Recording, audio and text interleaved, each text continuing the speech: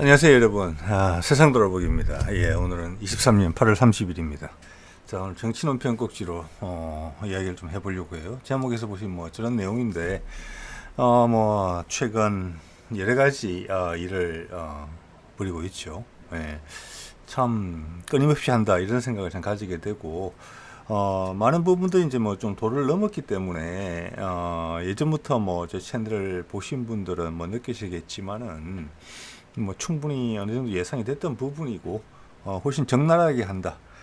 그래서 국민 모두가 어느 지역에 있든지 그리고 그들이 종사하는 일이 무엇이든지 간에 부동산이 있든지 없든지 간에 너무나 극명하게 현 상황을 볼 수 있게 뭐 초등학생도 구분할 수 있게 그렇게 이제 판세를 형성해 준다는 것은 좀 나쁘진 않다고 봅니다. 자, 그에 관련된 몇 가지 생각을 좀 드려보려고 해요. 제가 이 이제 홍범도 흉상철거 국방부 앞에 있는 거, 육군사관학교 앞에 있는 거, 그 이야기 쭉 봤는데 여러분들은 아마 뉴스를 많이 보시는 분들 저보다 훨씬 구체적인 사안을 더 많이 알고 계실 것 같아요. 그래서 거기에 대해서 말씀은 뭐 제가 크게 드릴 건 없을 것 같고. 저 관련 기사를 제가 몇 개 보면서 옛날 생각이 났어요. 옛날 생각이. 2000년, 2001년, 2002년 요 무렵인 것 같은데 2001년 이 그림 속에 보이는 게 제가 위키피디아에서 가져온 거거든요. 이게 뭐냐면은 우리 해방이 되고 나서 우리가 처음으로 이제 재헌의회를 만들어서 아마 거의 초기에 통과시킨 법, 특별위원회를 만들죠. 반민족행위 특별조사위원회를 만들어요. 반민특위라는 거죠. 이게 유야무야 되잖아요. 이승만 정권에 의해서. 법적인 형식만 갖추고 실제적으로는 아무 일도 못하게 만들었고 심지어는 뭐 정부에서 무력을 동원해서 이들의 활동을 막았죠. 그럼 이미 정해진 길이었잖아요. 미군정이 들어오고 미군이 한반도 남쪽을 획득하기 위해서 많은 노력을 기울인 상황이었고 미국이 그것들의 강력한 지지를 얻고 당선된 게 이승만이었고 김구는 암살됐고 그 과정에 어떻게 보면 당연한 거예요. 그것까지는 더 깊게 말씀 안 드려도 아실 거라고 생각을 합니다. 그래서 이 임명장의 생각이 난 게 뭐냐면은 제가 이 당시에 미국에 장기 체류하고 있을 때예요. 제가 한 8년 정도 있었는데 그때 새로운 지역으로 가게 됐어요. 그래서 그 새로운 지역에 갑자기 가는 이사라서 그 지역에 있는 분의 도움을 받았어야 됐어요. 그래서 그 도움을 주신 분의 부인을 나중에 이야기를 하다 보니까 이 반민특위에 계셨던 분이라고 그래요. 지금 봐서는 어떤 직함이셨는지는 모르겠지만 조사관이 아니셨나 싶어요. 지금 임명장. 그분이 이 이후에 미국 이민을 갑니다. 그래서 그분이 미국 땅에서 한국에서 온 사람을 만나가지고 결혼해서 그 부인이 돼 있는 거예요. 그런 거예요. 그러면 그들이 밀려난 거거든요. 우리 땅에서. 그 자리를 차지한 사람들이 지금 오랜 시간이 흘렀음에도 불구하고 어떻게 보면 끝물인데 제 해석으로는 마지막 발악이다. 그 불꽃을 태우고 있다. 윤석열이라는 대변인을 통해서 저는 그렇게 이 정권의 지금 본질을 그렇게 보고 있습니다. 그래서 아주 나쁘게 이야기하면은 아주 이제 부정적으로 이해를 하자면 우리가 옛날로 과거로 돌아가나? 독재 더하기 친일로 돌아가나? 이런 위기의식을 느끼시는 분들도 계실 거라고 봅니다. 또 다른 긍정적인 부분을 부각시켜서 보자면은 아까도 말씀드렸다시피 너무나 무도하게 하고 있기 때문에 초등학생도 가늠할 수 있는 수준이에요. 여기에 우리 국민 대세가 넘어가지는 않을 거라고 봅니다. 그러면 우리가 과거를 탈피하는 우리 속에 여기저기 섬해져 있던 그 이제 노쇠한 그들을 뿌리채 뽑아내는 마지막 고름을 짜내서 상처를 아물게 하는 그런 디딤돌 역할을 해주고 있다. 이렇게 생각할 수도 있어요. 물론 그 과정에서 고통이 많이 따를 거라고 봅니다만은 저는 후자에 가깝다고 봐요. 그래서 그 생각이 났어요. 이런 사람들을 밀어내고 그 자리를 차지했던 사람들 우리 주변에 많이 보이지 않아요. 그래서 제가 이제 사회생활을 통해서 여러 만나 보면은 사회의 상층부로 갈수록 일제시대의 잔재가 많이 남아 있습니다. 의외로. 예, 경험해 보신 분도 있으실 거예요. 예, 없으신 분도 있으실 테고. 자, 그들은 많은 힘을 가지고 있거든요. 그들은 네트워크가 있고, 그들은 노쇠했고 지켜야 될 게 많아요. 그리고 그들의 인생을 증명하고 싶어요. 내가 옳았다는 것을. 예. 그래서 노력한 겁니다. 이번에 기회가 왔거든요. 근데 그게 낚싯줄에 걸린 걸 수도 있어요. 제가 아까 그런 말씀 드렸죠. 자, 그래서 그런 생각이 좀 들었어요. 그리고 또 하나는, 제가 언론에 대해서 날선 소리를 많이 하는 편인데, 이게 우연히 오늘 제가 본 거예요, 이게. MBC 뉴스인데, 이 기자회견, 국방부, 홍범도 흉상철거 관련해서 국방부의, 뭐랄까, 언론 보도자료에 대해서 기자들이 신랄하게 비판하는 내용이더라고요. 그래서, 아직 살아있구나. 기자들이.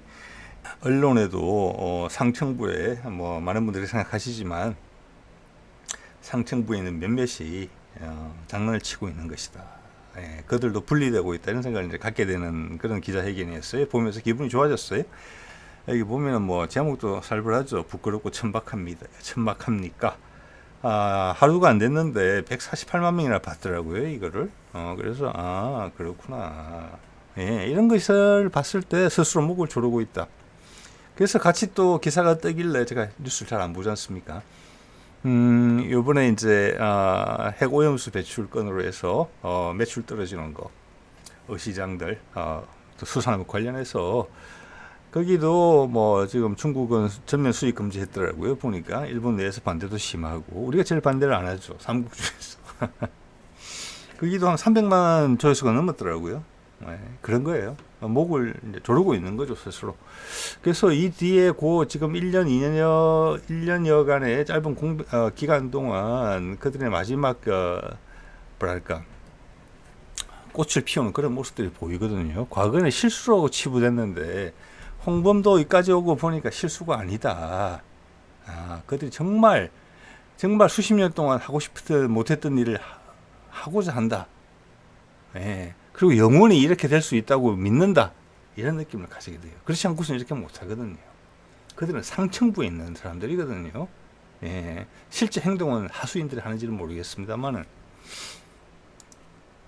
그래서 그런 생각이 드는 게 이거죠. 여러분들 기억나실 겁니다. 작년 광복절에 국가철도공단에서 이런 것을 이제 광복절 기념 이제 멘트를 냈어요. 이렇게 8월 15일은 45년 우리가 일제로부터 독립된 날인 동시에 48년 대한민국 정부가 수립된 뜻깊은 날이다.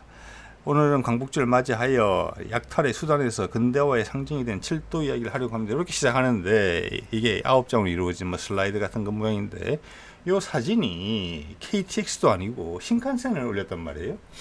그래서 이렇게 비난이 쇄도하자 그 다음 날인가 이틀인가 있다 이거 취소를 했단 말이에요. 여러분 이걸 실수라고 말할 수 있겠습니까? 아니죠. 국가철도공단에서 아무리 밖에 외주를 줘서 이걸 만든다고 하더라도 그 일하는 사람이 신칸센하고 KTX 구분을 못 하겠습니까? 이 일을 돈을 받고 해주는데 여러분들이 일 그렇게 하겠습니까? 아니죠. 그리고 만에 하나 실수가 있다 하더라도 그 내용을 저도 예전에 관련된 일을 해봐서 압니다. 녹음도 해보고 영상도 만들어 본 적이 있어요. 제가 속했던 조직을 홍보하기 위해서. 그러면 이 만드는 과정에서 그 실무자하고 이 해당 업체는 무수하게 이야기를 나눕니다. 밥도 여러 번 먹고 이게 이렇게 살아남을 수는 없는 거죠. 네. 그래서 이 사진은 어디서 왔느냐? 여기서 온 것 같다는 거죠. 신칸센에서. 그럼 그때는 이해가 안 됐어요. 이럴 리가 없는데 이걸 왜 억지로 넣은 거지? 그러면서 돌아서서 미안하다고 사과할 일을 왜 했지? 그래, 근데 이제는 알겠다는 거죠. 실수가 아니다는 것은 의도가 있다는 것은 그때도 알았지만 그들이 가진 의도가 뭐냐? 반복해서 세뇌하면 모든 분야에서 우리를 일제시대 상황으로 넣을 수가 있다. 일본은 우리의 형님, 미국은 우리의 아버지. 그게 우리의 번영과 안전을 보호하는 방식이다. 라는 틀 속에 넣을 수 있다고 생각하는 거예요. 국민 전체가 그동안 얼마나 발전했는지 자긍심이 얼마나 세졌는지, 우리의 진짜 실력이 무엇인지, 일본도 무서워하고 미국도 어머나 이상하네 라고 하는 부분, 러시아도 우리한테 구애를 하고 아세안도 여러 나라들이 우리를 본받겠다고 하는 마당에, 예? 우리의 문화적인 감수성을 담은 드라마나 노래들이 전 세계 사람들의 마음을 울리는데, 감동을 주는데, 우리만은 스스로를 멍멍이 꿀꿀이로 보는 강력한 세력들이 있고, 세뇌를 시키면 된다, 자꾸 두드리면 된다, 이런 반로에서 했다고 이제는 확실해지는 것이죠. 그리고 비슷한 시기 이런 것도 있었죠. 이건 실제 이제 걸렸던 것이죠. 서울시내 여기저기에 서울을 이제 홍보를 하면서 서울의 변화상을 보여주면서 조선시대, 광화문 광장이죠. 조선시대, 일제시대 2009년, 2022년 요걸 선택하는 기준이 뭔지는 모르겠어요. 예. 그래서 일제강점기가 좋다, 들어갔다, 이해가 돼요. 근데 우리는 암흑기잖아요, 그때가. 예. 그러면 그때를 기억하자는 취지로 들어갔을 수 있다고 봐요. 예. 그럼 국민 대다수가 그렇게 생각하니까. 그런데 이놈의 디자인은 그때 이런 꼴을 다시 수모를 당하지 말자 이런 내용이 전혀 아니에요. 그림에서 느껴지시죠? 요것도 좀 전에 국가철도공단에서 나온 신칸센하고 똑같은 거예요. 그 머리에 있는 이 정권의 수뇌부, 이 정권을 접수한 자들이 그 밑에 일베 같은 하수인들한테 시켜서 이렇게 한 거예요. 반복해서 계속 세뇌시키겠다. 욕을 하면 알았어, 없애줄게. 다음엔 또 이렇게, 또 욕을 하면 또 없애고, 또 저렇게, 이렇게 하겠다는 거예요. 이 사진 한번 자세히 볼까요? 어떤 그림들이 있는지. 자, 이 보면은 뭐 화려하죠. 화려하고 눈에 성가시는 것은 일단 저 뒤에 일장기로 보이는 누가 보더라도 일장기죠. 네, 일장기가 하늘을 가득 덮고 있죠. 그 햇살 아래 조선 총독부가 반짝반짝 빛나는 그런 거예요. 산은 뭘 의미하는지는 모르겠어요. 제가 봐서는 우리나라 산 같지는 않은데. 예. 제가 여기서 눈이 가는 거는 뭐냐면은 이런 것과 더불어서 말이 안 되죠. 이거는 이런 것을 반복하지 말자가 아니에요. 이때도 좋았다. 그리고 우리가 한껏 날아오른 시절이었다. 일본의 점령기 식민지 시절을 통해서 우리는 근대화의 발판을 닦았다. 날아올랐다. 백학이 있잖아요. 백학은 우리한테 성스러운 동물이에요. 한 단계 내가 레벨업 되는 거예요. 한 차원 높아지는 걸 의미하거든요. 우리나라가, 서울이 그 의미잖아요. 백학이잖아요. 자, 이것이 그들의 복마음이라는 거예요. 예. 그리고 지금도 저게 다시 구현이 돼야 된다. 우리가 너무 오버하고 있다. 이렇게 믿는다는 거예요. 그들이 진심으로. 예. 이건 어떻게 보면 되게 하부 조직이잖아요. 정부도 아니고 서울특별시의 작품이거든요. 철도공단은 어떻게 보면은 정부에 바로 속해 있는 기관이라고 볼 수는 있어요. 국토교통부하고 연계되어 있는 기관이겠지만, 이거는 어떻게 보면은 지방자치시대의 독립적인 행정단인데 해서 연계했다. 물론 서울시장이 그렇게 관여가 되어 있지만 이런 것들이 확인이 된다. 자, 이것만 한 게 아니죠. 자, 총독관저, 옛날 청와대로 썼던 거죠. 옛날에 중앙청 뒤에 있던 거. 지금의 청와대가 있기 전에 있었던 거. 그것을 모형을 복원하겠다. 이러다가 비난을 받고 또 수그러들었죠. 이게 그 사진입니다. 예. 자, 또 이것도 하루 만에 철거죠. 뭐 바보 같은 것을 하지 실수인가? 이게 아니라는 거죠. 이런 것들이 계속 반복되고 있고, 이번에 홍범도의 건으로 다시 한번 드러난 것이고, 또 대통령은 광복절 날마다 미국은 죄송합니다. 일본은 우리의 미래의 파트너다. 옛날에는 우리가 부족했으니까 우리 탓을 해야 된다. 일본의 식민지가 된 것은. 이 말은 거꾸로 이야기하면 우리가 힘이 더 세지면 일본을 점령해도 된다는 뜻이에요. 엄청나게 제국주의적인 발상이에요. 전혀 미래지향적이지 않아요.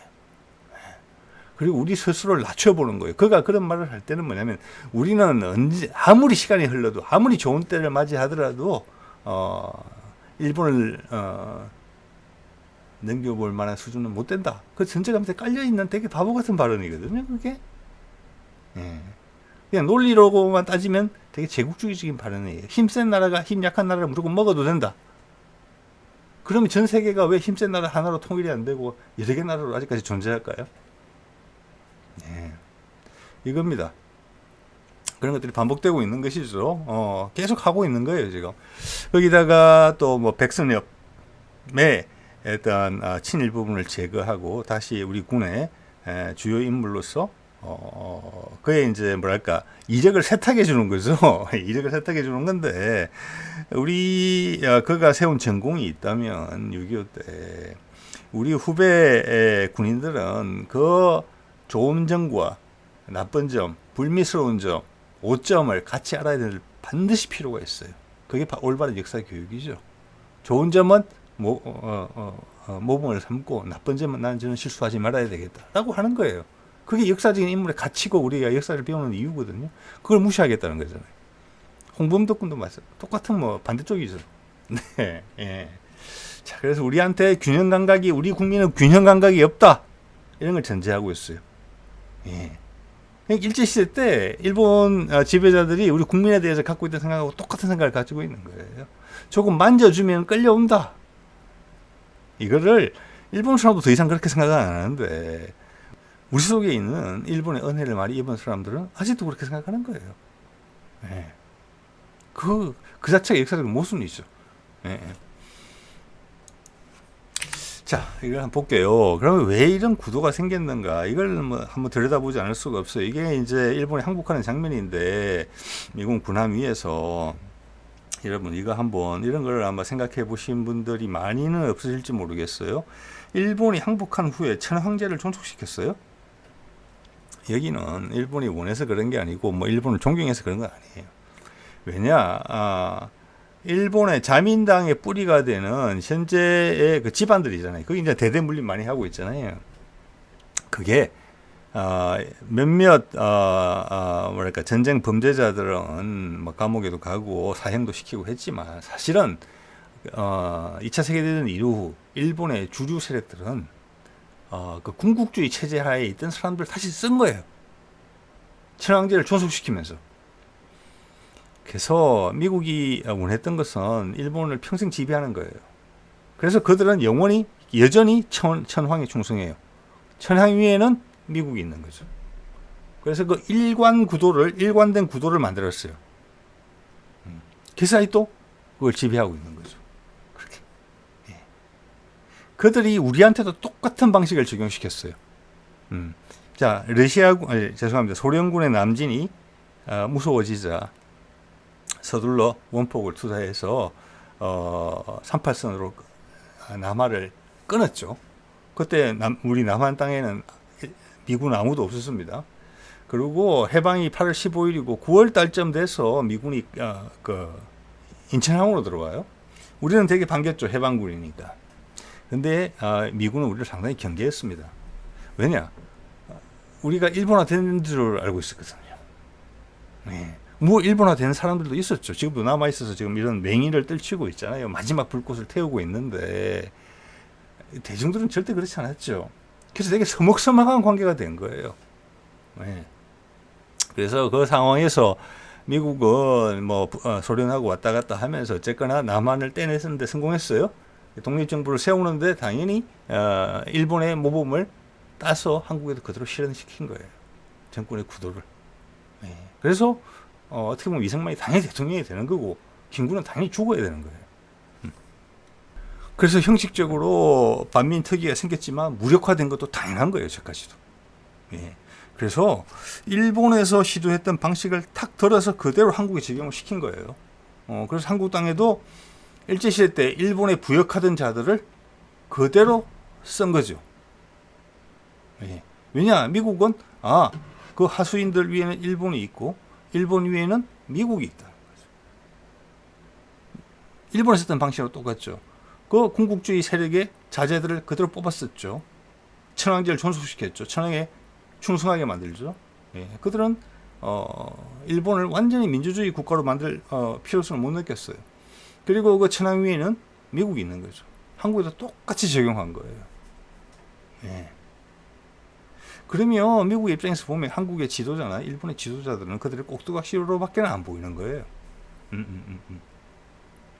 자, 그런 이제 취지에서 친일파의 재활용이라는 부분이 있었고, 우리는 일본과 달리 남북이 분단이 되면서 전쟁을 있었기 때문에 거기에서 이제 반공이라는 세력까지 같이 합쳐져요. 그래서 친일파들이 반공 세력화되면서 사회 전체적으로 큰 충격을 받지 않고 섬에들었죠. 그들의 기득권을 다 유지했죠. 그때부터 이제 민초들과 갈라지기 시작한 거죠. 네. 지금 상층부에 있는 거죠.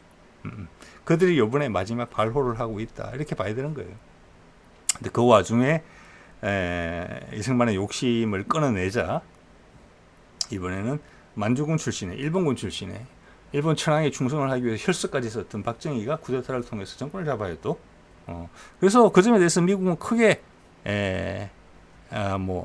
우리 한반도의 민주주의에 관심은 없어요. 북한에 대응할 정도의 수준만 되는 국가가 되면 되는 거예요. 어차피 그 당시 한국이 주둔하고 있는 미군이 주력이고, 그 당시만 하더라도. 그래서 그 시스템을 계속 그냥 살려둔 거죠. 그런데 우리나라라는 나라가, 미국이 우리를 관리하면서 보니까 일본과는 좀 다른 점을 아마 느꼈을 거예요. 미국이 우리를 처음에 손을 댔을 때는 이미 36년 동안 식민지 살이를 했기 때문에, 지금 대만도 보면 일본하고 되게 친하잖아요. 근데 우리 한국 사람들만은 자존심이 되게 센 거죠. 다루기가 어려운 거죠.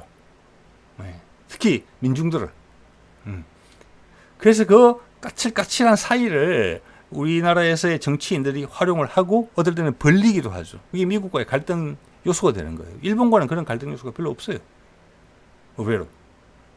그래서 현재는 미국이 우리와 일본은 상당히 다른 나라다.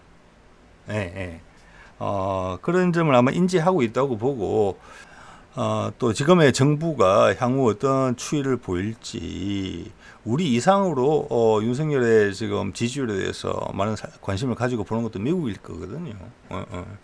그래서 지금은 그런 차이점을 이제 인정한다, 이런 좀 부분이 있는데, 또 하나 여기서 다른 걸 하나 더 붙여보자면은, 일본 같은 경우는 일본 경제가 엄청나게 잘 나갔어요. 80년대까지. 그래서 일본을 다 팔으면 뭐 미국을 다 사고도 남는다, 이런 게 있었어요. 일본 경제가 폭발적인 성장을 할 때예요. 그때 이제 걱정이 된 미국이 플라자 합의라는 걸 해요. 미국 기업을 살리기 위해서. 어떻게 합니까? 미국한테 일본한테 통보했어요. 그냥 엔화 환율 올려라라고. 85년인가 뭐 87, 85년일 거예요. 그렇게 해서 그게 잃어버린 30년의 시작이 된 거예요. 그 이후로. 그렇게 두드려 잡은 거예요. 그거는 엄연한 사실입니다. 엄연한 사실이에요. 플라자 합의.